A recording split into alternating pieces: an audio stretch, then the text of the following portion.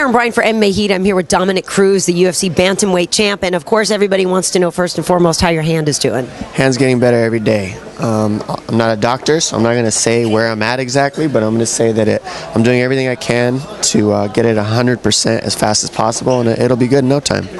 And we should say that you broke it in a fight against Demetrious Johnson. So at what point in the fight did it happen, and do you remember expressly feeling like, all right, there it goes? You know, in the fight, I felt my hand, it hurt. It was in the beginning of the fight. I couldn't tell you exactly, like minute 3. You know, I don't know. I was fighting. Or a specific punch or something. Yeah, no, there wasn't a specific time. I just remember, you know, I come up and I'm fighting and my hand hurts, and then you really realize it in the minute where you get the rest. You kind of, your body does kind of checks yourself out. Your brain kind of says, all right, your leg's still attached, arm's still attached, nose isn't crooked, no cuts on the face, we're good. And but your hand hurts a little bit. Oh well, keep going. You got a title to win. So that's what it comes down to, is just making adjustments and figuring it out, making it work. And that's what I did.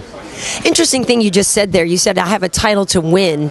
That was a title defense for you, but I think we've talked about this before, that you see it as a win every time, not that you're defending your title. Is that right?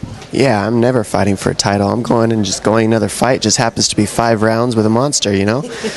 So really, I'm just fighting the best guys on the planet to go win something brand new every single time.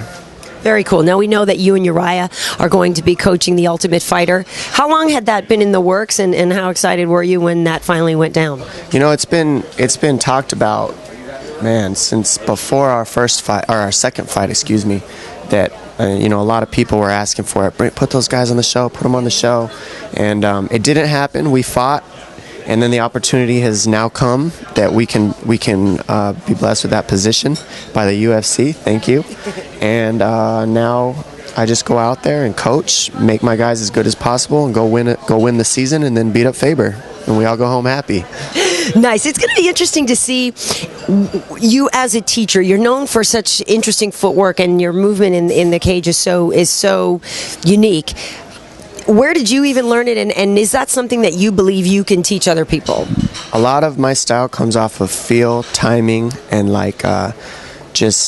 it's kind of like I don't know, I think a lot of it is feel, so there's a lot of it that I'm not going to be able to teach, but there's tons that I can teach. And what I do when I teach guys at my school, on my team, is I don't necessarily tell them to fight the way I fight. I'll give them little things here and there that they can take, little combinations that I hit that I think would work well for them, and I mold it to their style. I don't try to change anybody's style.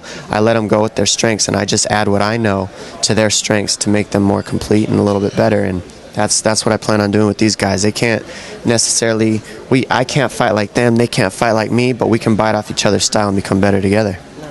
Interestingly, you have 2 guys that you train with in UFC 141, Ross Pearson and Alexander Gustafsson. How often do you kick Alexander's butt?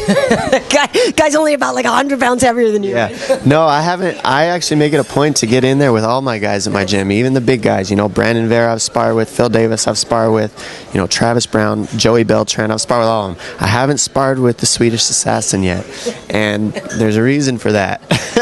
No, I've been injured, so I haven't really gotten into him. Plus, he lives in Sweden, so he comes down for his camps, and when he's in camp, it's all business. So we haven't really got that opportunity, but I'm coming.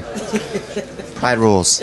Pride rules. Very nice. Well, Dominick, great talking to you, and we wish you a speedy recovery, and definitely looking forward to the Ultimate Fighter. I think you guys are going to have a lot of, it's going to be good tension. It'll be fun. You guys are going to be fun together. And although you won't be able to pick on his hair, you've seen him lately, right? No, yeah, I saw he shaved his head, but now you know, we'll see. There's other things to pick at, no doubt. Thanks a lot, Dominick. All right.